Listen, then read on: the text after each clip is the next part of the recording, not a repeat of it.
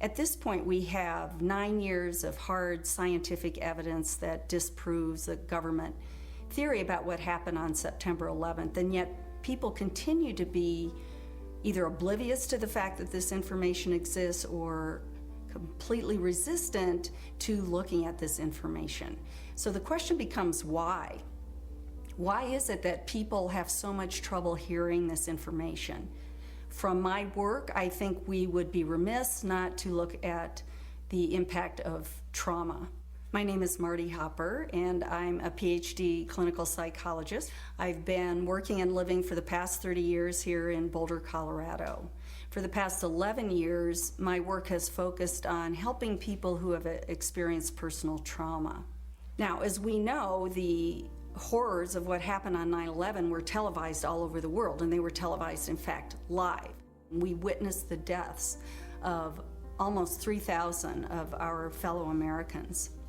We know this had a very severe and traumatic impact on a majority of the population. I myself cried for weeks after September 11th. A friend of mine who is a psychologist in practice here in Boulder said that her caseload increased tremendously after 9/11, and people that she hadn't seen in 10 years were coming back into her practice. So I think it's safe to say that collectively as a nation, because of what happened on September 11th, we experienced trauma.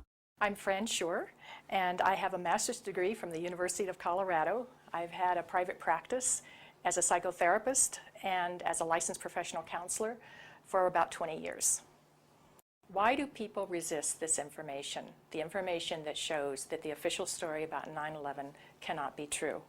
What I've learned is that as humans, each of us have a worldview, and that worldview is usually formed in great part by the culture we grow up in. When we hear information that contradicts our worldview, social psychologists call the resulting insecurity cognitive dissonance.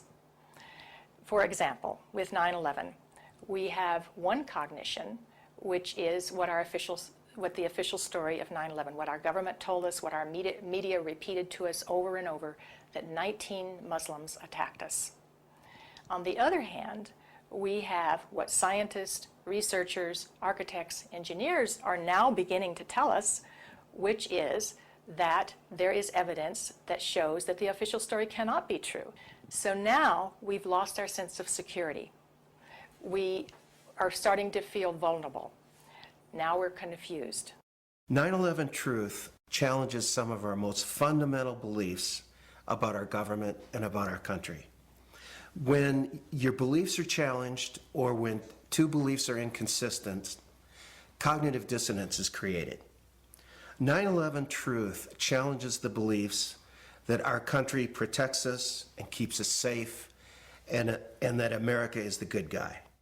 My name is Bob Hopper, and I have a PhD in clinical psychology from the University of Cincinnati.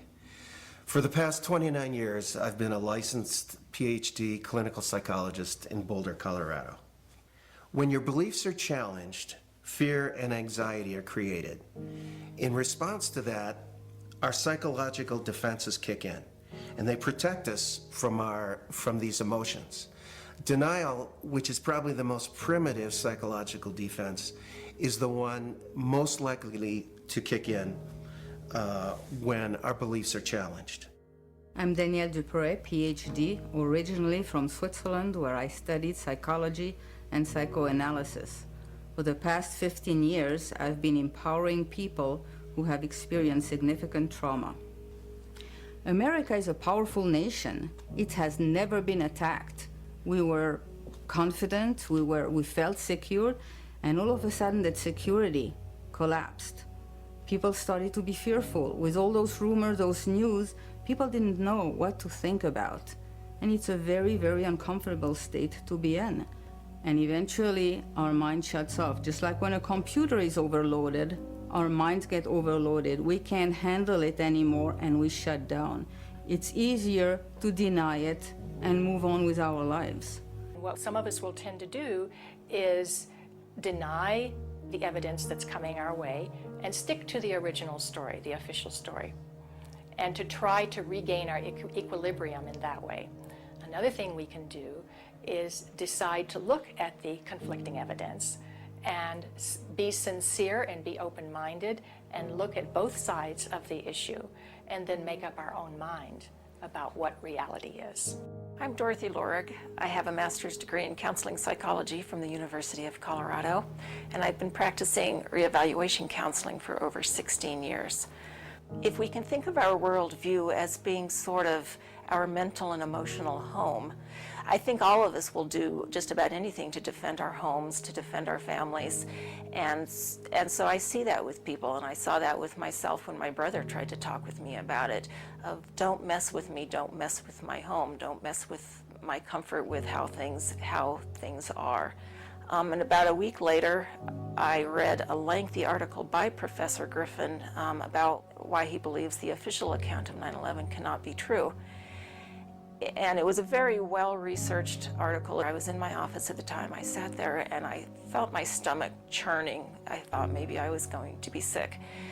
And I leaped out of my chair and ran out the door and took a long walk around the block, around several blocks, and just broke down. I understand now that what was happening was my worldview about my government being in some way my protector, almost like a parent, had been dashed, and it was like being cast out into the wilderness, I think is the closest way to describe that feeling. And I sobbed, felt like the ground had completely disappeared beneath my feet. And I knew at some point during the walk that I knew that I was going to have to become active in educating other people about this, that for me to retain any sense of integrity, I was going to have to take some action. I couldn't just let something like this go. Many people respond to these truths in a very deep way. Some have a visceral reaction like they've been punched in the stomach. To begin to accept the possibility that the government was involved is like opening Pandora's box. If you open the lid and peek in a little bit, it's going to challenge some of your fundamental beliefs about the world. Well, here are a few of those spontaneous initial reactions to hearing the contradictory evidence about 9/11. I don't want to know the truth, or I'd become too negative and psychologically go downhill. I'm not sure I want to know. If this is true, then up would be down and down would be up.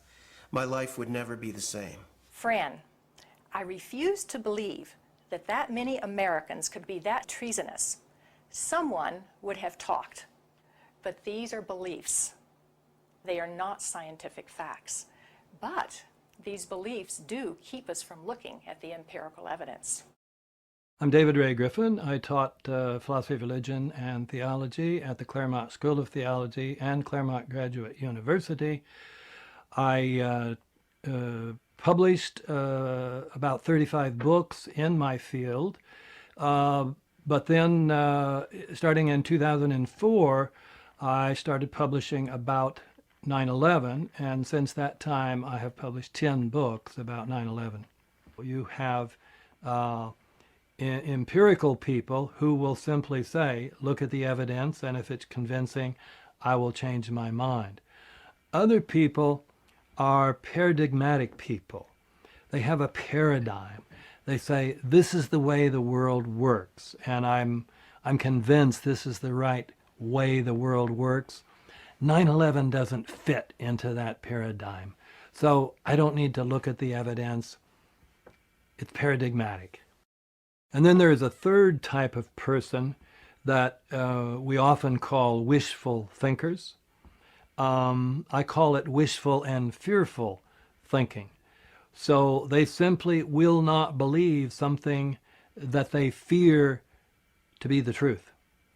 And I found that maybe to be the most powerful factor of people rejecting 9/11 truth and not even entertaining the evidence. So whenever we say, I refuse to believe, we can be sure that the evidence that's coming our way is not bearable and that it's conflicting with our worldview much too much. Denial protects people from this kind of anxiety. As I thought about all of these responses, I realized that what is common to every one of them is the emotion of fear. People are afraid of being ostracized, they're afraid of being alienated, they're afraid of being shunned, they're afraid of their lives being inconvenienced, they'd have to change their lives, they're afraid of being confused, they're afraid of psychological deterioration, they're afraid of feeling helpless and vulnerable. And they're afraid that they won't be able to handle the feelings that are coming up. None of us want to feel helpless and vulnerable. So we want to defend ourselves. And the way we often do that is with anger. So then we become angry. And when we become angry, then we become indignant. We become offended. We want to ridicule the messenger. We want to pathologize the messenger. And we want to censor the messenger. So how can we overcome this resistance and denial? The first thing is to meet people where they're at. One thing is that we need to raise people's awareness about this through what I would call gentle dialogue and gentle questioning. My name is John Freedom. I'm a counselor in private practice here in Tucson, Arizona, where I've been for the past 20 years.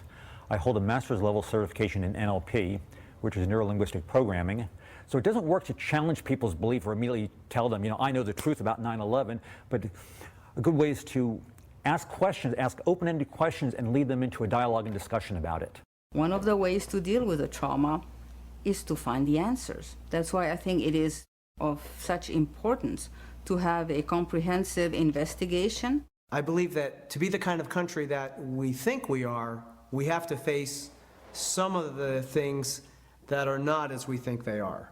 I'm Robert Griffin. I am a licensed psychologist practicing in Pennsylvania for 25 years. I am a member of Psychologists for Social Responsibility, and I am past president of the Northeastern Pennsylvania Psychological Association. Thinking that we're above such things, that it could happen in other countries, but it couldn't happen here, that's a lack of humility, and that's excessive pride. And so not being able to see our dark side or our weaknesses is the most dangerous thing. The observation that pride is one of the basic human flaws is absolutely correct. This is especially true for Americans because we for a long time looked at other nations and say, oh, they're in such bad shape, but luckily we don't have those problems. We don't have leaders who would do those things that were done in the Soviet Union, or done in Germany, or done in Japan, and on down the list. So this is a type of pride that Americans have. A feature of American history that makes us particularly liable to this pride is this notion that's called exceptionalism, that America is the exceptional nation. And that began from the beginning. As this country was formed, the people would say, well, there was so much evil in the European countries, so much cheating, so much lying, so much using the people for the ruler's purposes, but not in America. We have leaders that are free from those sins.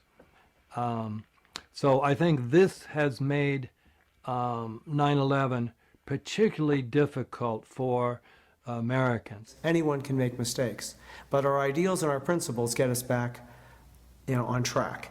This is one of the defining issues of our time. So we need to understand that questioning is patriotic. Questioning is what we're supposed to do as citizens. That's our duty. When we come to the national level, when something like 9/11 happens, we need to be sure that we have a real investigation into who the perpetrators are, and then we need to be sure that those perpetrators are held legally accountable. It's part of the healing process on the individual level as on the collective level. We need the truth in order to heal.